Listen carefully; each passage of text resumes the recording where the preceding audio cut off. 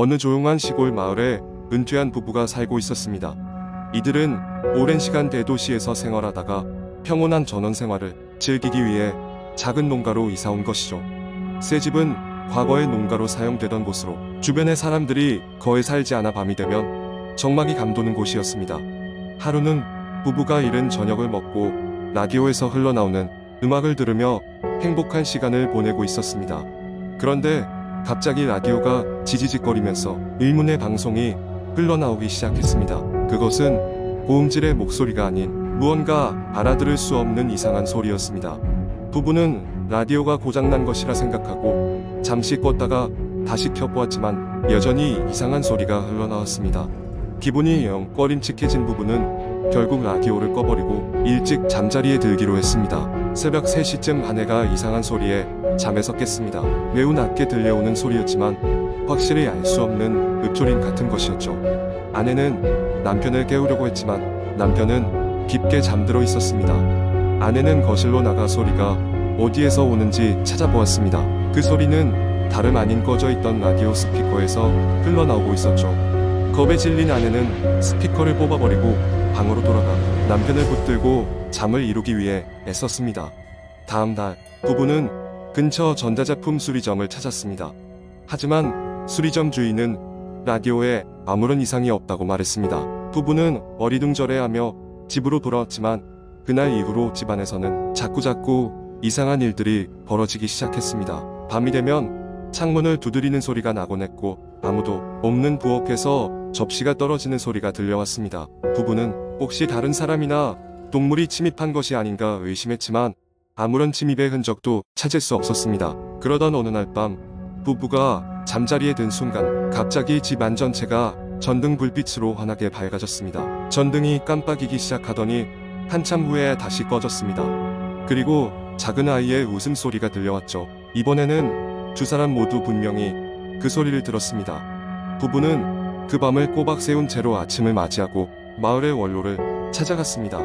원로는 이 집이 과거의 마을의 가장자리에 위치한 고아원이었다는 이야기를 들려주었습니다. 그리고 그 고아원에서는 큰 화재 사고가 있었고 그 사고로 인해 많은 아이들이 목숨을 잃었다고 했습니다. 원로는 부부에게 가능한 한 빨리 이사를 가라고 충고했습니다. 부부는 조언을 따르기로 하고 몇 주 안에 이사를 가기로 했습니다.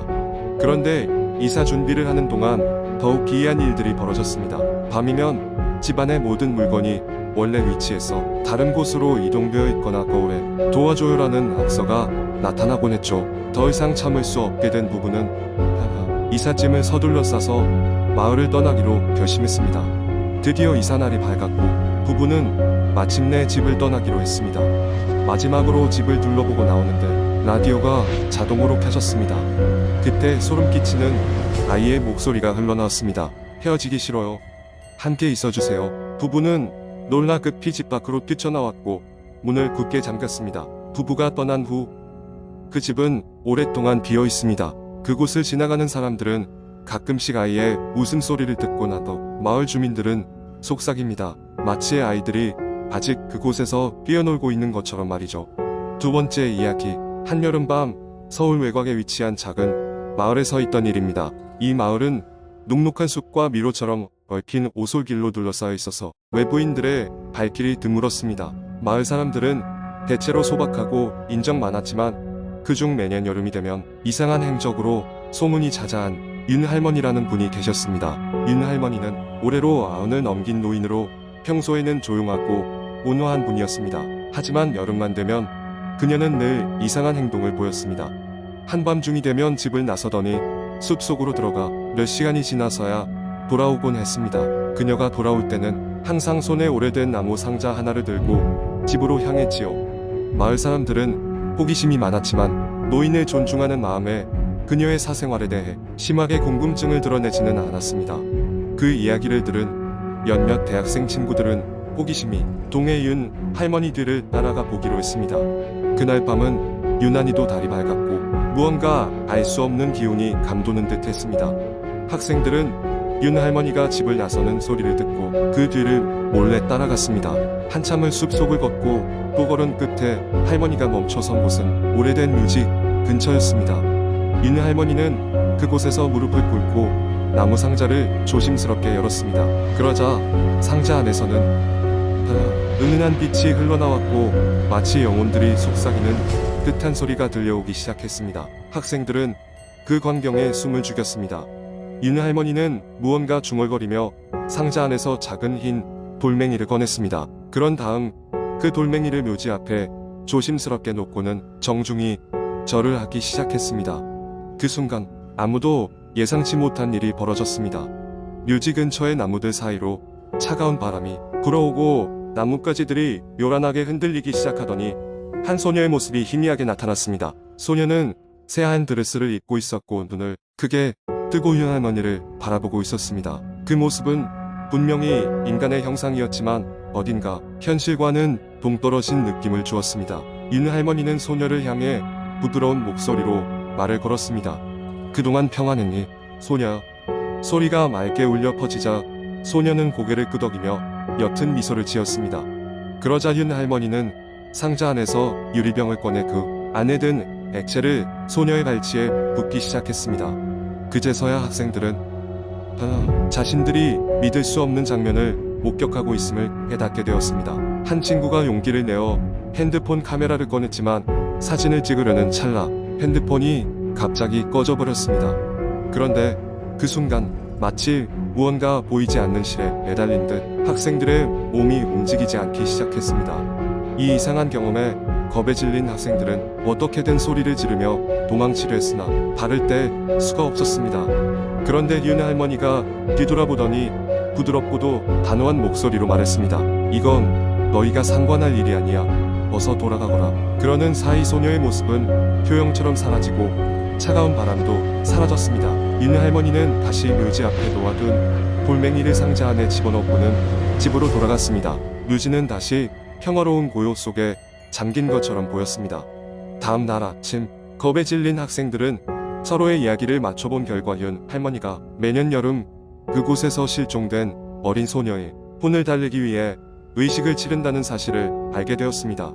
소녀는 마을에서 불시에 사라진 후 끝없이 숲을 떠돌고 있다는 전설이 내려오고 있었습니다.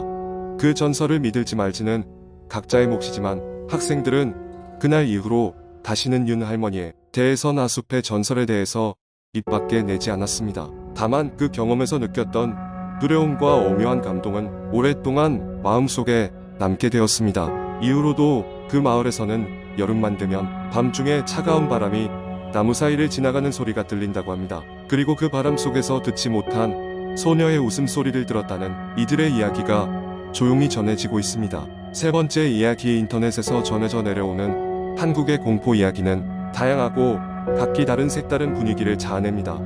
여기서는 한 가지 유명한 유형의 이야기를 길게 풀어보도록 하겠습니다. 이 이야기는 서울의 한 오래된 아파트 단지에서 시작됩니다. 이 아파트는 1980년대 초에 지어졌으며 당시에는 현대적인 감각을 자랑했지만 세월이 흐르며 점차 낡아갔습니다. 특히 10동 건물은 이상한 소문과 함께 점점 더 사람들의 이에 오르내리게 되었습니다. 그렇기에 사람들은 10동을 귀신의 동이라고 부르게 되었죠. 몇 년 전 이 동으로 이사온 젊은 부부가 있었습니다. 남편은 회사원으로 바빴고 아내는 주로 집에서 일하며 생활을 꾸려나갔습니다. 초기에는 평범한 생활이었습니다. 하지만 어느 날부터 아내는 이상한 일을 경험하게 됩니다. 낮 시간 아무도 없는 집에서 발자국 소리가 들리거나 주방의 식기가 저절로 움직이는 것 같은 일이 발생했습니다. 아내는 남편에게 이 사실을 이야기했지만 남편은 단순한 착각이라며 대수롭지 않게 넘겼습니다. 시간이 지나면서 이상한 현상은 더욱 빈번해졌습니다. 가장 충격적이었던 사건은 아내가 한밤중에 잠에서 깨어나 거실로 나갔을 때였습니다. 거실 한가운데 낯선 여자가 서 있었습니다. 그녀는 눈물이 가득 고인 상태로 서 있었고 입술을 바들바들 떨며 무언가를 중얼거렸습니다. 아내는 공포에 질린 채 방으로 달려들어가 문을 잠궜고 남편을 깨워 이야기를 했습니다. 남편은 이번에는 대수롭지 않게 넘기지 않고 바로 거실로 나가 확인했지만 아무도 없었습니다. 이후로 아내는 거실로 나가는 길을 두려워하게 되었습니다. 점점 그녀의 정신 상태는 피폐해져 갔고 식사도 제대로 하지 못했습니다. 남편 역시 사태의 심각성을 깨달았고 결국 미신이라며 무시했던 점집을 방문하기에 이르렀습니다. 점쟁이는 부부의 이야기를 듣더니 이 건물에는 한자리를 떠돌고 있는 영혼이 있습니다. 그녀는 예전에 이곳에 살았던 주인이었으나 불운한 사고로 생을 마감하게 되었지요. 그 이후로 그녀는 이 집을 떠나지 못하고 있습니다. 라고 말했습니다. 결국 부부는 점쟁이의 조언대로 작은 재물을 준비해 거실 한가운데 놓았습니다. 그리고 잠시 동안 기도를 드렸습니다. 이후로 이상한 현상은 다소 줄어든 것처럼 보였지만 완전히 사라지진 않았습니다. 부부는 할 수 있는 한 빨리 다른 곳으로 이사를 가기로 결정했고 그 이후로도 아파트에서는 뭔가 이상한 소문이 이어졌다고 합니다. 몇 년 후 그 아파트의 10동은 대대적인 리모델링을 거쳐 현대적인 시설로 탈바꿈했고 그와 함께 많은 이주민이 들어왔습니다. 하지만 여전히 그곳을 떠난 사람들은 시간이 흘러도 잊지 못합니다. 분명히 그곳에는 알 수 없는 일이 존재했다며 말입니다. 이야기는 여기서 끝이 났지만 오래된 아파트의 소문은 계속해서 새로운 이야기를 만들어내며 사람들 사이에 전해지고 있습니다. 서울의 밤거리가 더욱 조용해질 즈음 그곳을 떠난 영혼은 여전히 누군가를 기다리며 떠돌고 있을지도 모릅니다.